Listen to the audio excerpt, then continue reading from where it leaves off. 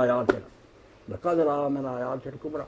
اگر اللہ تعالیٰ یہ طاقت نہ برتا ایمان اور حکمت کی تو بے ہوش ہو کر گر جاتے. وہ سارے اسی لیے دیکھے ذرا گھبراہٹ نہیں. ما زاغ البصر وما طغى. اس کے لیے ضروری تھا کہ شب معراج کے لیے آپ کو طاقت دی جائے. یہ مناسب بات، اس میں شیطان کی بھی کوئی بات نہیں. ٹھیک ہے، یہ صحیح واقعہ. یہ آپ کو سید سلیمان ندوی رحمۃ اللہ علیہ کی تحقیق جو نا سیرت النبی پڑھنی چاہیے کہ 3 موقع جو نا 10 سال کی عمر میں 20-40 یہ تو انہوں نے اڑا دیا کہ موضوع ہے. مسلم شریف کی روایت پر بھی پورا تبصرہ کیا اور یہ شب معراج والے کو صحیح کروانا کہ یہ روایت وجہ اس کی یہی بتائی کہ اللہ کے نبی صلی اللہ علیہ وسلم کی ذہنی تیاری. ہاں بالکل، اس کی قوت استعداد کہ بڑے بڑے عجائب بات سامنے آئے، کوئی گھبراہٹ نہیں ہوئی. آپ وہاں تو حدیث مبارکہ میں آتا اللہ فضل فرمایا ایسے فرشتے فرمایا یہ کان کی لو اور کندھے کے درمیانی 500 سال کے سفر کا راستہ ایسے ایسے کھڑے ہیں. کوئی رکوع میں کھڑا کوئی سجدے میں کھڑا. آیات اللہ نے دکھانی تھی. بات سمجھ میں کیسے ہیں آتی. آپ؟ ٹھیک ٹھاک. آپ سنائیں جی ایک سوال ہے جی. جی فرمائیے. فرمائیں حاجی صاحب. ایک مولوی صاحب کا بیان ہے کہ کلمہ طیبہ کے 2 حصے ہیں، یعنی اللہ تعالیٰ اکیلے کو معبود برحق ماننا اور محمد صلی اللہ علیہ وآلہ اللہ کا رسول برحق ماننا.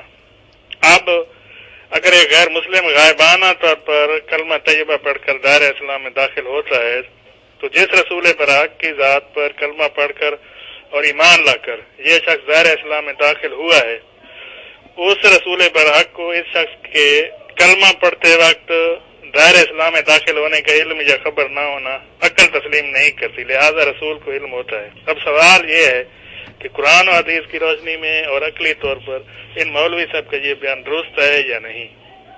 نہیں نیازی صاحب، یہ تو آپ نے ایک بالکل عجیب و غریب بات سنائی کہ عالم دین کہہ رہا کہ کوئی آدمی ایمان لاتا رسول کریم علیہ السلام پر تو آپ کو اگر اس کا علم نہ ہو تو یہ کیا ہو گیا، یہ کیا ہو گیا، وہ امتی نہیں ہو سکتا. اس کی کیا ضرورت ہے؟ نہیں، نیازی صاحب جو بات کہہ رہے ہیں تھوڑی سی وہ کیا ہے وہ بتائیں نا. نیازی صاحب کہہ رہے ہیں کہ اگر کوئی نو مسلم اسلام میں آتا ہے اور لا الہ الا اللہ محمد رسول اللہ کہتا ہے، اس کو تو شاید محمد رسول اللہ صلی اللہ علیہ وسلم کے صحیح معنی اور مطلب کا ہے اور ہستی کا نہ پتا ہو، لیکن اللہ کے نبی صلی اللہ علیہ وسلم کو اس کے ایمان کی خبر ہو جاتی ہے. نیازی صاحب کچھ ایسے ہی جواب سوال ہے. ہاں ابھی ان کو اللہ کے نبی کو خبر ہو جاتی ہے. آدمی کا بے شک ایمان ابھی کچا پکا ہی ہو. کچا پکا کیوں ہوگا جس نے مان لیا کہ آپ اللہ کے رسول ہیں، پکا ہی ہے. نہیں مطلب ہے وہ جس رسول پر حق پر ایمان لا کر وہ اور ان پر کلمہ پڑھ کر ان کا. صاحب آپ کی بات میں تھوڑا سا الجھاؤ ہے. جس رسول کے سے مراد آپ اللہ کے نبی صلی اللہ علیہ وسلم ہی نہیں مراد لے رہے آپ؟ حضور صلی اللہ علیہ وسلم پر مطلب ایک شخص غیر مسلم کلمہ پڑھ کر ایمان لا کر مسلمان دار اسلام میں داخل ہوتا ہے تو مطلب آپ جو بات کر رہے ہیں بتانا تو یہ ہے کہ رسول اللہ کو اس کے اسلام لانے کی خبر ہونے کی کیا ضرورت ہے. اس بندے کو تو ضرورت ہے کہ دین کا پتہ کر کے ایمان لائے، قصہ ختم، اللہ جنت میں بھیج دے گا. حضور کو خبر ہونے کی کہ فلاں ایمان لیا میرا امتی بن گیا، کیا ضرورت ہے؟ اس نے کوئی شرعی دلیل نہیں دی، مطلب عقلی طور پہ جو ہے نہیں، عقلی دلیل بھی کوئی نہیں. ایک شخص کسی عالم کی کتاب پڑھتا مان لیتا کہ وہ بڑے بزرگ ہیں، ٹھیک ہے. اب اس بزرگ کو پتہ ہونے کی کیا ضرورت ہے؟ رسول اللہ کو خبر ہونے کی کہ یہ میری امت میں داخل ہو گیا، کوئی ضرورت نہیں. ہاں نیازی صاحب ایک بات آپ ذرا رکیں کہ ان لوگوں نے اس سے نکالا کہ اللہ کے رسول علیہ السلام کے بارے میں قرآن کہتا ہے کہ وہ آپ امت پر گواہ، یہ آتا کہ حضور آپ تم پر گواہ. اس سے یہ نتیجہ نکال لیا ہمارے بریلوی بھائیوں نے کہ جب رسول تم پر گواہ ہے تو پھر ظاہر بات ہے کہ آپ کو ہمارے اعمال کی خبر ہوگی، دیکھیں گے، جانیں گے.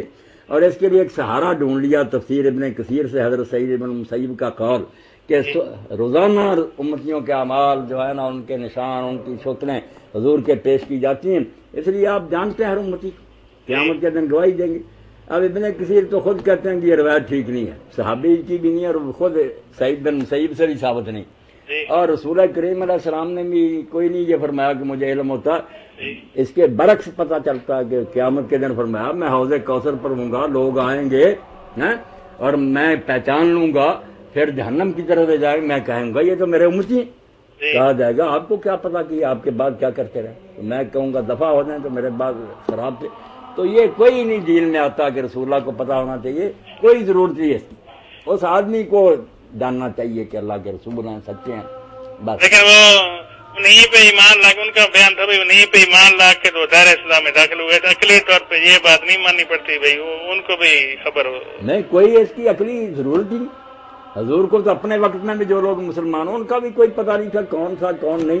جی کئی ایسے لوگ بھی آئے جو ملے تھے اور اگلے سال آئے، پہچان ہی نہیں سکے آپ، تو ان کو بتانا پڑا کہ یا رسول اللہ میں فلاں آدمی فلاں وقت میرا، تو آپ نے فرمایا تیرا کیا حلیہ ہو گیا؟ کہا روزے ہی رکھتا چلا گیا، تو کیا اتنے تنگ ہونے کی کیا ضرورت تھی؟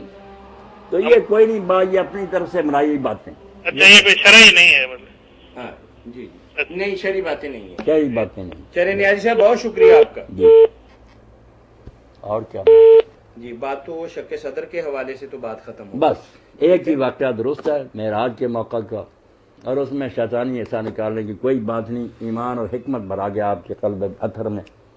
جی ٹھیک ہے، جزاکم اللہ خیر۔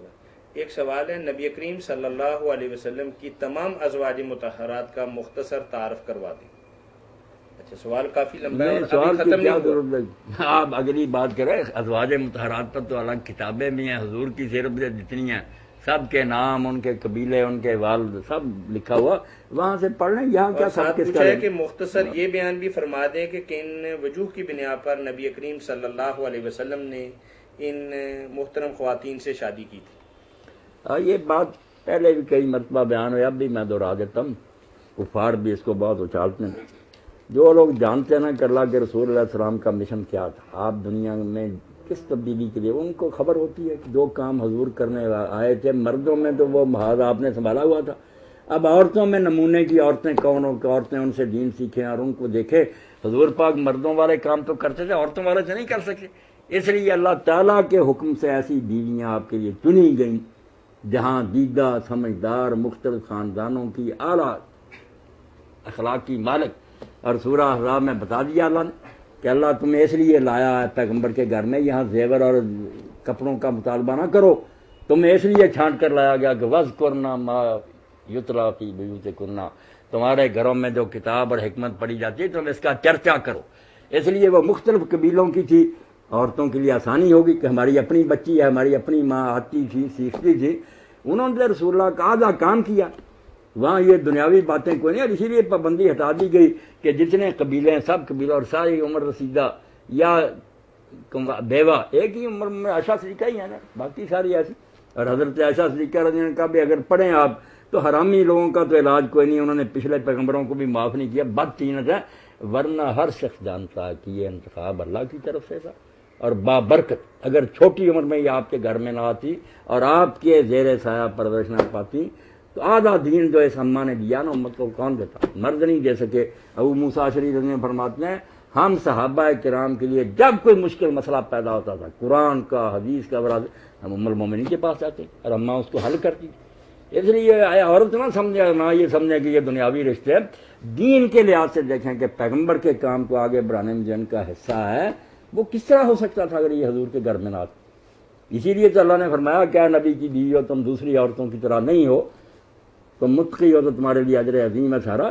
ان کا مقام اور ہے، لوگ جب عورتیں سمجھ کے وہ ہوئی جھنجٹ جس میں یہ خود پڑے نا یاشیاں، اس دن سے سوچتے ہیں حرامی پھر جو جی چیک کرتے، ورنہ اگر اس نیت سے آپ نکاح کرتے، عرب کے سارے سردار ملتے کرتے تھے کہ ہماری بچیاں لے لیں خوبصورت ترین، نہیں بیوہ اور ایسی ہیں جن کے خامد فوت ہو گئے، سیرت کی بے شمار کتابوں میں اور رحمت للعالمین میں اس میں تو الگ ہے، انہوں نے ہر بیوی کے بارے میں بتایا کر لیں کہ حضرت حفصہ رضی اللہ تعالیٰ عنہ سے جب شادی کی یہود کے ساتھ دشمنی بہت حد تک کم ہو گئی، اگر حضرت صفیہ کے ساتھ اور باقی بیویوں کے ساتھ جب شادی کی تو ان کے ساتھ معاملات جو ہے خدا کے لیے یہ لوگ نا اپنے بیگانے سارے جائیں وہ پڑھیں کتابیں جن میں بیان ہے۔ جی السلام علیکم رحمۃ اللہ عالمین کا یہ حصہ ضرور۔ وعلیکم السلام۔